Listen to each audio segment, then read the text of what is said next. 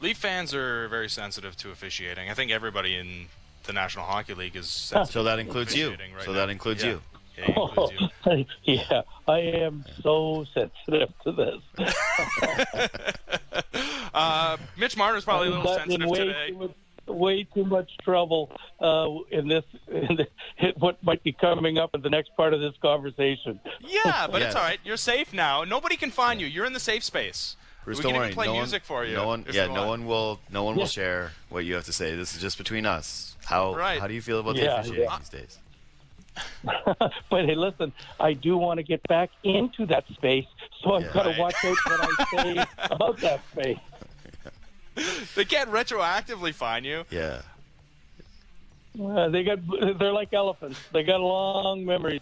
And matter of fact, when just a couple of years ago, I lived right beside Paul Devorski for about 8 years, and every time there was something bad, I'd be taking my computer over and say, "Paul, look at this. Is this a penalty? Is this a penalty?"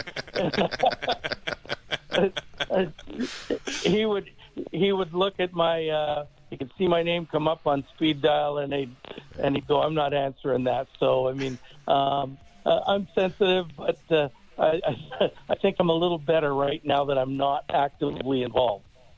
I like to picture Paul opening his blinds, just enough where with his fingers to peep through, doing the look around his yard to make sure that you're not out there before he takes the garbage out or gets the bins, and then you waiting behind a bush or something, just waiting for your moment to pounce when he decides to leave and go into his yard. Well, let me tell you, do you have time for a quick story? Of course. We're next door neighbors.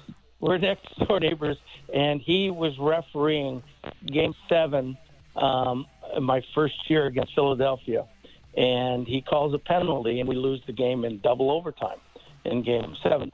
So, and it was a horrible call, by the way. So I go home, and 4 days later, and I TP his house. From top to bottom.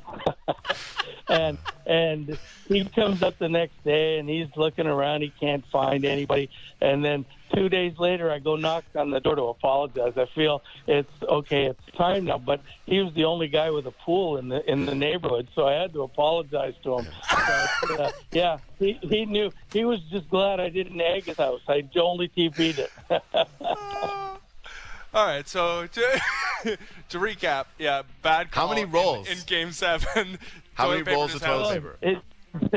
You know what? I was laughing so hard doing this thing. I don't remember. We were just throwing everything, and we didn't care if a whole roll. So more than one. I was actually hoping.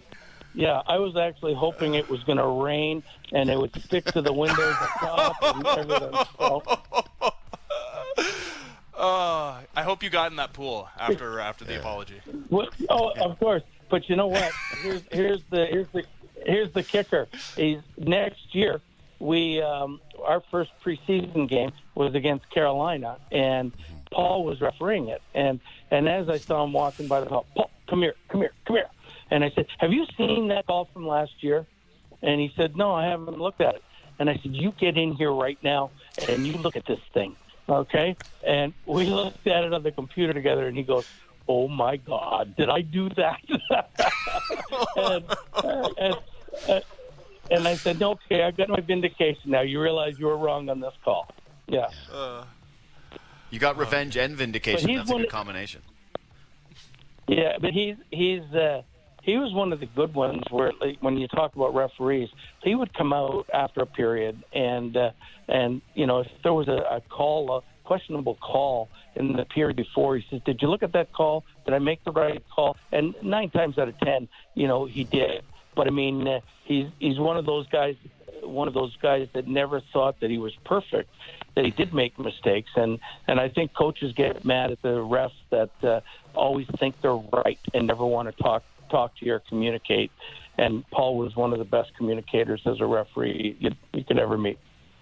Love that story. And just for future reference, Bruce, we always have time for your incredible stories. So, yes, hopefully we hear more of them next time we talk. Also, no one wants to be neighbors with you now. Yeah.